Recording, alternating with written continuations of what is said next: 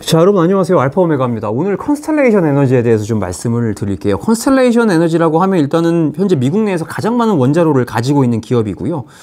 역사도 굉장히 오래됐습니다. 상장한 지는 얼마 안 됐지만 거의 한 40년 넘게 원자력 에너지를 지금 운영을 해온 그 에너지 회사고, 그 다음에 두 번째로 최근에 메타가 20년짜리 전기 계약을 맺었죠. 원자력으로 전기를 받겠다라고 이제 얘기를 했는데, 그 회사가 이제 컨스텔레이션 에너지다. 그래서 오늘 영상에서는 컨스텔레이션 에너지가 어떤 회사인지, 어떤 기업인지 조금 더 자세하게 알아보고 투자해볼 만한 기업인가라는 것도 여러분들과 함께 생각을 좀 해보고 싶습니다.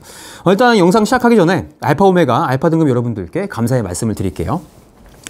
신당동 엽차기님 감사드리고요. 오보키 오파리님 감사드립니다. 스테버웍스님, 바람의 나라연 아시테루님, 크리스리님, 레짱님, 보라여왕님, 나라라님 감사드려요. 액시엄님, 노란강아지님, 권혁대님, 에스포패스님 감사드립니다. 오늘 자료는 제가 지금 채팅방에 미리 올려드렸습니다. 그러니까 그거 보시면서 영상 보셔도 도움이 되실 것 같아요. 자, 그리고 저희 알파 오메가의 서포터즈 여러분들도 계시죠? 이 영상을 빌어서 감사의 말씀을 드리도록 하겠습니다. 감사합니다.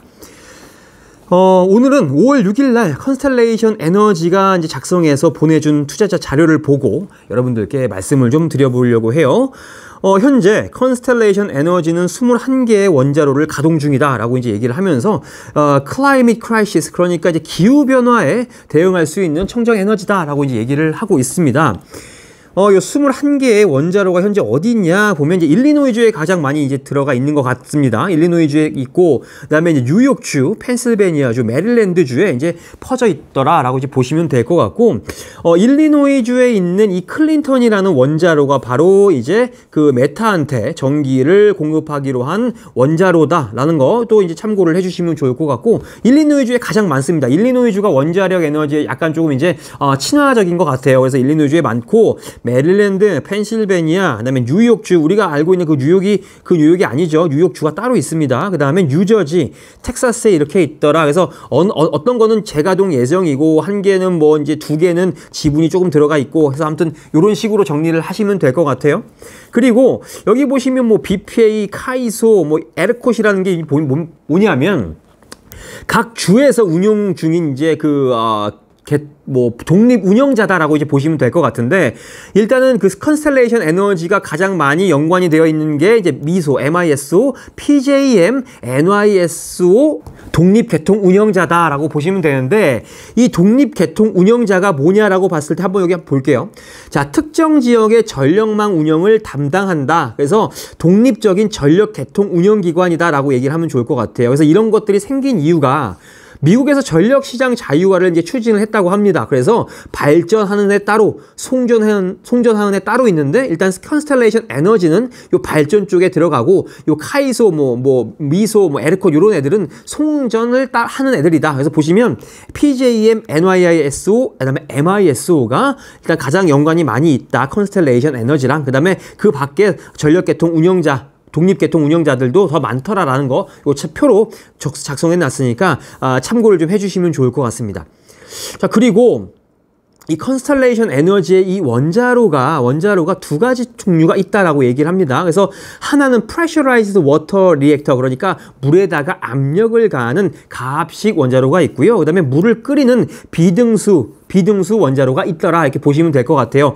그래서 일단은 여기 제가 그림으로 갖고 왔는데, 이 그림은 pressurized water reactor더라. 그래서 가압식인데, 이 물에다가 압력을 가하는 이유를 제가 참 간단하게 정리를 했는데, 원자로 내에다가 물의 압력을 150기압 정도로 매우 높인다. 그렇게 되면 이 물이 300도 이상이 돼도 끓지 않더라라는 겁니다. 이 끓지 않으면 장점이 뭐가 있냐? 자, 물이 끓어버리면 핵연료를 냉각할 수가 없어진다. 그래서 안 끓게 하기 위해서 압력을 높여준 거고, 자, 물이 계속 액체 상태로 있으면 핵연료를 효율적으로 냉각할 수 있다. 또 열도 안전하게 전달할 수 있다. 이런 이점들 때문에 컨스텔레이션 에너지가 가압수용 원자로를 운영 중이다라고 이해를 하시면 좋을 것 같고요. 나머지는 보일링 워터 리액터더라. 물을 끓여서 이 압력으로 터빈을 이제 돌리더라라는 게 이제 이 비등수용 원자로다. 그래서 일단은 이 영상에서는 PWR이 좋다, 아니면 뭐 BWR이 좋다라는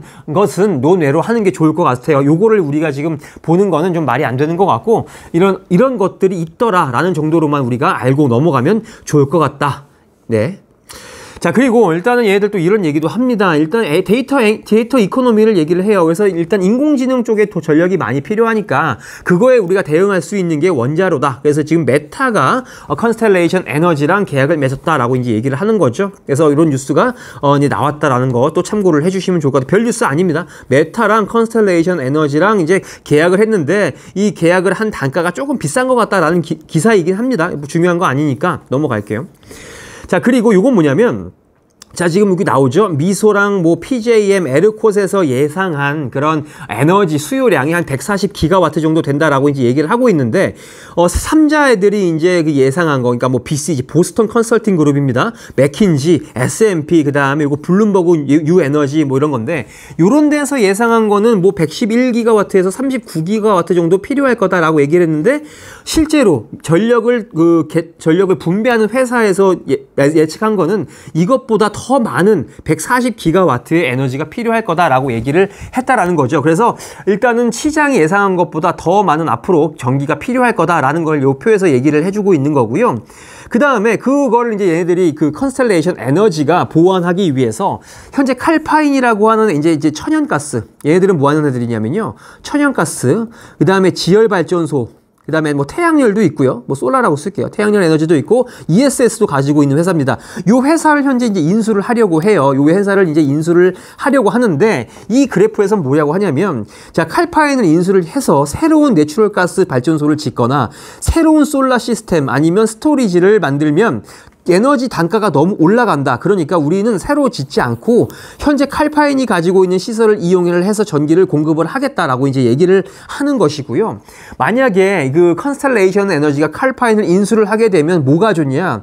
현재 자 볼게요. 지금 원자력을 하고 있는 회사인데 컨스텔레이션 에너지가 여기에다가 천연가스, 그다음에 뭐 재생에너지, 뭐 지열발전, 그다음에 태양열까지 합치면 얘네들의 포트폴리오가 더 다양해지겠죠. 그만큼 이제 더 많은 곳에서 이제 수익을 만들어낼 수 있다. 그래서 생산 포트폴리오가 다각화되고요. 안전성과 유연성을 가져갈 수 있다라는 겁니다.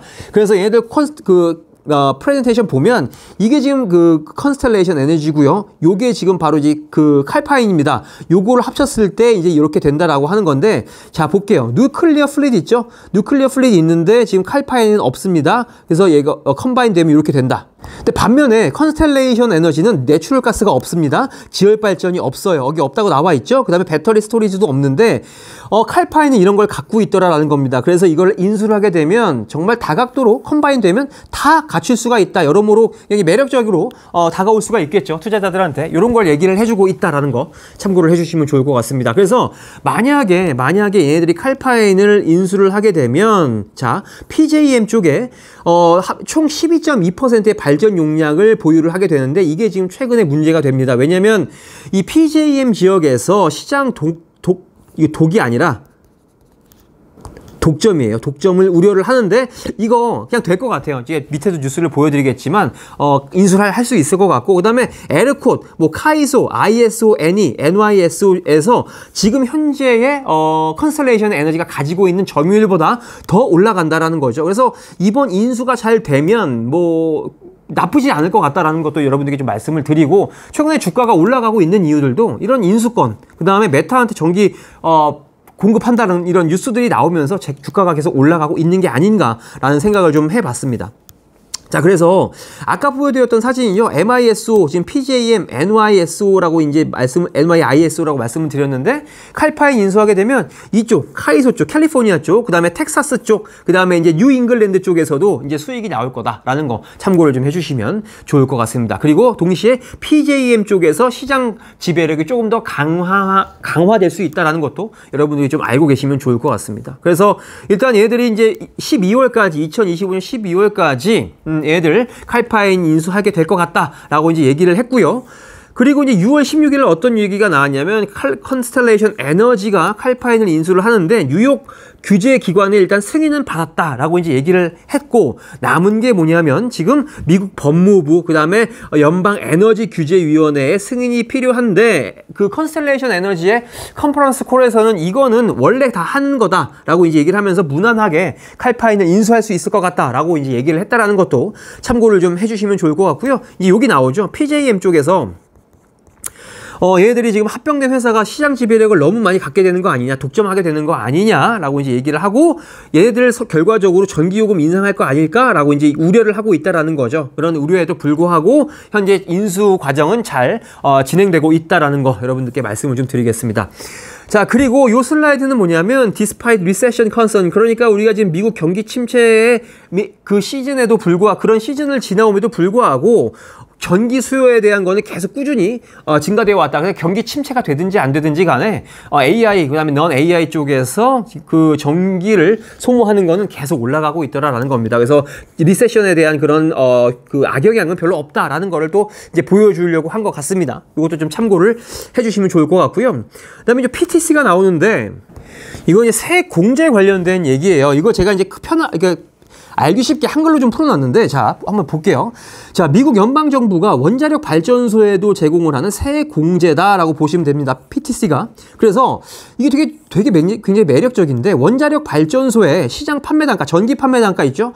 이게 만약에 예를 들어서 44.75달러 밑으로 만약에 떨어지게 되면 그 아래로 그 정부가 원전 사업자가 잃은 부분에 대해서 그 돈을 지원을 해준다라고 이제 얘기를 한다라는 거죠. 그래서 보면, 자, 만약에 전기 가격이 많이 올라서 44.75달러보다 높다. 그러면 이때는 정부가 지원을 해주진 않아요. 근데 44.75 달러 밑으로 내려가면 손실분을 정부가 지원해준다. 예를 들어서 35달러가 됐다고 칩시다. 그러면 이때는 정부가 약 7.80달러를 메가와트당 7.80달러를 지원을 해줘서 결국 44.75달러로 될 수 있게끔 단가를 맞춰준다라는 거죠. 그래서 일단 원자력 같은 경우에는 정부에서 지금 지원이 이렇게 된다라고 했을 때 굉장히 유리하죠. 그래서 이거 2031년까지 지금 이렇게 지원을 해준다라고 얘기를 했습니다. 그래서 일단 당분간은 원자력 에너지를 보는 그런 투자자들의 심리가 굉장히 좋을 것 같다라는 것도 여러분들께 이 슬라이드를 빌어서 말씀을 좀 드리도록 하겠습니다.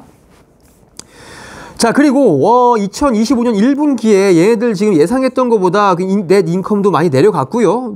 오퍼레이팅 어닝은 좀 괜찮았는데 이렇게 그 실적이 내려갔던 이유가 몇 가지 있습니다. 보면 자, 운영 비용이 상승을 했고요. 이자 비용이 상승을 했고 원자재 및 건설비가 상승을 했다. 그래서 현재 지금 1분기에는 우리가 예상했던 것보다 실적이 좋진 않았지만 2025년도를 통틀어 봤을 때 가이던스는 그대로 유지를 했다라는 것도 여러분들이 좀 기억을 해주시면 좋을 것 같습니다.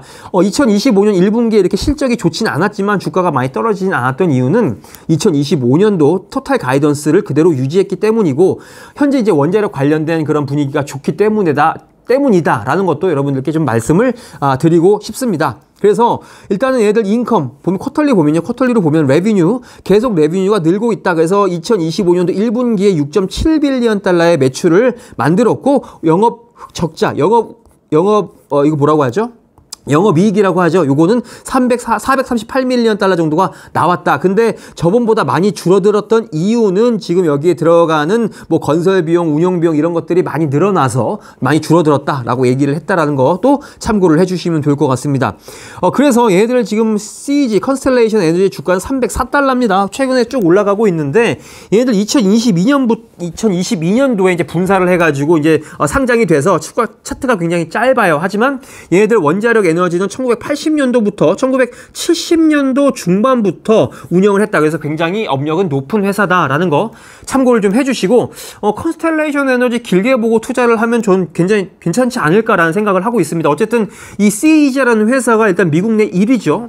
거의 20몇 개, 2위가 듀크 에너지인가? 근데 얘네들이 21개라고 아까 말씀을 드렸는데 듀크 에너지는 이거의 한 절반, 한 11개 정도를 운영을 하고 있다. 그래서 미국 내 격차가 1위와 2위의 격차가 굉장히 심하다. 그만큼 좀 파이가 크다라는 거죠. CEG가 가져가고 있는 시장의 규모가 굉장히 크다라는 거. 그래서 제 생각에는 CEG 같은 회사는 망하진 않을 것 같다라는 말씀을 좀 드리고요.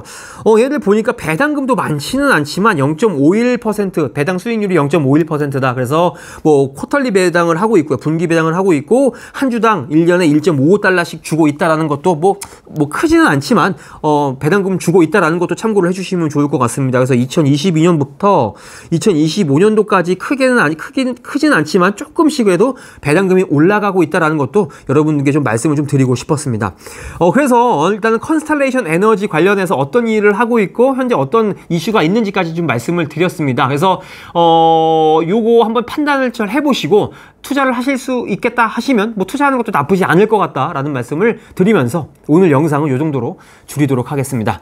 저는 다음 기업 정리해서 또 찾아오도록 할게요. 감사합니다.